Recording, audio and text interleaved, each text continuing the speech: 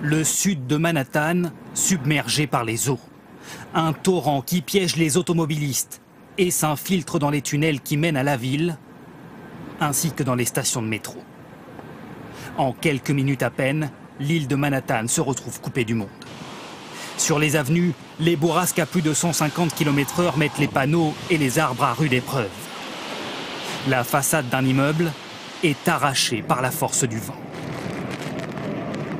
Au sommet d'une tour de 90 étages en construction, une grue se brise et se balance dangereusement au-dessus de la ville à 300 mètres de hauteur. L'ouragan bat alors son plein au cœur de New York lorsque tout à coup, une explosion se produit. Certains New-Yorkais filment la scène. Qu'est-ce qui se passe? Mais qu'est-ce que c'est que ce truc? C'est un transformateur électrique qui vient de sauter. Aussitôt, les tours qui dessinent le décor de New York s'éteignent les unes après les autres. Le sud de la ville est entièrement plongé dans l'obscurité. Vu du sol, voici à quoi ressemblent les avenues d'ordinaire si lumineuses. L'armée, appelée en renfort, tente de dégager les rues tant bien que mal. Sous les yeux d'habitants complètement incrédules. Je n'aurais jamais cru que ça pourrait arriver à New York. Maintenant, il faut éviter de paniquer. La police fait de son mieux pour nous aider. Mais la police, elle aussi, a fort à faire avec les inondations. Gros problème pour nous. On n'avait pas prévu ça. Un peu plus loin, une interminable enfilade d'ambulances. Faute de courant, un hôpital fait évacuer en urgence tous les malades les plus fragiles. Pour retrouver de la lumière, il faut remonter jusqu'à Times Square. D'habitude si animée, la place est quasi déserte. C'est dingue. J'en crois pas mes yeux. La moitié de Manhattan plongée dans le noir. Des rues désertes, y compris à Times Square. Je n'ai jamais rien vu de semblable. Avec 20 000 appels par heure, les pompiers de la ville sont débordés. Certains sont appelés en renfort dans le Queens, où un gigantesque incendie s'est déclaré. Une cinquantaine de maisons brûlent dans la nuit. On ne sait pas s'il y a des victimes. Difficile d'évaluer les dégâts pour l'instant. Le jour se lève progressivement sur Manhattan.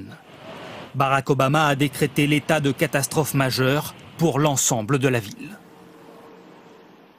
Et on vous retrouve Maryse Burgot en direct de New York. Maryse, vous avez vécu toute cette nuit de tempête. Racontez-nous comment cela s'est passé.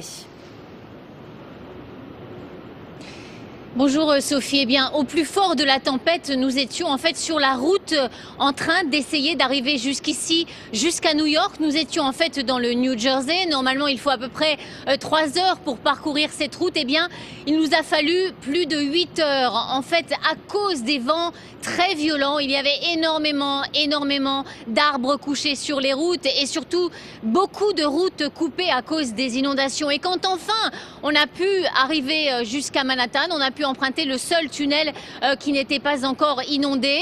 Et quand on est arrivé ici sur Times Square, c'était vraiment surréaliste de voir qu'il y avait quand même quelques touristes qui étaient là pour essayer un petit peu de voir ce qui se passait. C'était vraiment très impressionnant. Maryse, le jour se lève sur Manhattan et les habitants découvrent peu à peu l'état de la ville après le passage de Sandy.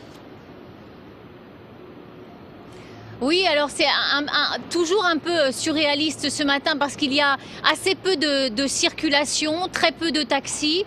Et comme le métro va être fermé pendant plusieurs jours, les gens ne vont pas venir travailler. Et vraiment, cette nuit, ce qui était vraiment impressionnant, hein, c'est de voir ces quartiers de Manhattan qui sont qui ont habituellement beaucoup de lumière et qui là étaient totalement plongés dans le noir. Le gros problème, évidemment, maintenant, ce sont les inondations dans le sud de la ville, bien que l'eau commence déjà à refluer à cause du phénomène de marée.